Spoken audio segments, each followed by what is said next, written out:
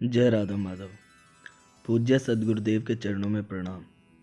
आज का प्रसंग, नाम स्मरण से अपने अवगुण समझ में आएंगे।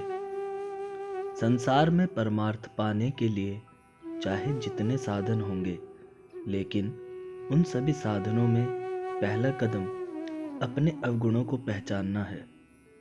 जैसे जैसे हमारा साधन बढ़ता जाता है, वैसे वैसे हमें अपने भीतर के अवगुण दिखाई देने लगते हैं।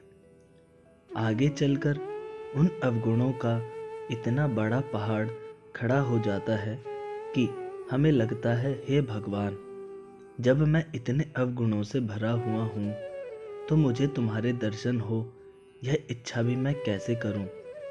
इतने पहाड़ जैसी अवगुणों की राशि में से मुझे तुम्हारे दर्शन हो, क्या यह त्रिकाल में भी संभव है।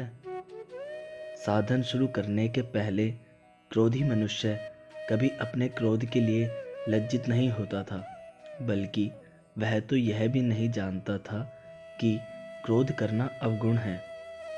वह तो कहता था कि व्यवहार में रोक जमाने के लिए इतना क्रोध तो आवश्यक है, इसके बिना कैसे चलेगा।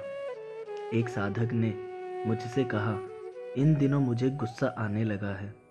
लेकिन सच बात तो यह थी, गुस्सा अब नहीं आने लगा था। गुस्सा तो उसे पहले से ही आता था, लेकिन साधन प्रारंभ करने के बाद उसे उसका भान होने लगा। या यूँ कहिए कि गुस्सा नहीं करना चाहिए, गुस्सा बुरा होता है, यह उसकी समझ में आने लगा। विवाह योग्य अवस्था वाला एक लड़का था। उसने कई लड़कियां देखी, लेकिन एक भी लड़की पसंद नहीं आई। उसके माँ बाप ने उससे कहा, तुम्हें जब लड़की पसंद आएगी तब हम आगे की बातें करेंगे। वे लड़की देखने के लिए उसके साथ नहीं जाते थे।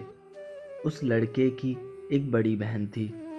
वह लड़की देखने के लिए जाते वक्त भाई के साथ जाती थी। एक बार लड़की देखकर आने के बाद बहन ने उससे पूछा, कैसी थी लड़की। इस पर वह बोला, पसंद नहीं आई। बहन बड़ी चतुर थी। उसने उसके मुंह के सामने आईना धर दिया और पूछा, तुम्हारे इस प्रतिबिंब के जोड़ में लड़की कैसी लगेगी। तब कहीं उसे अपना और लड़की का रूप ध्यान में आया। तब वह बोला, लड़की सुंदर है, बहुत अच्छी है।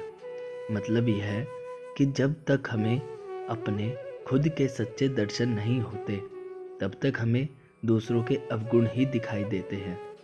हमें दूसरों में जो अवगुण दिखाई देते हैं, उनके बीज हम में ही होते हैं। यह बात हमारे ध्यान में आनी चाहिए, और इसलिए हमें पहले दूसरों के अवगुण देखने की वृत्ति छोड़नी चाहिए। दूसरों के अवगुण देखना हमेशा का व्यवहार है, परमार्थ नहीं है। जो सच्चा परमार्थी होता है वह आत्म परीक्षा करता है। उसे दूसरों के अवगुण दिखाई नहीं देते, क्योंकि उसे अपने अवगुणों के ही इतने दर्शन होते रहते हैं कि उसकी तुलना में सब लोग उसे परमेश्वर के समान ही लगते हैं, और ऐसा लगना ही सच्चा परमार्थ है। माधव भक्तवत्सला।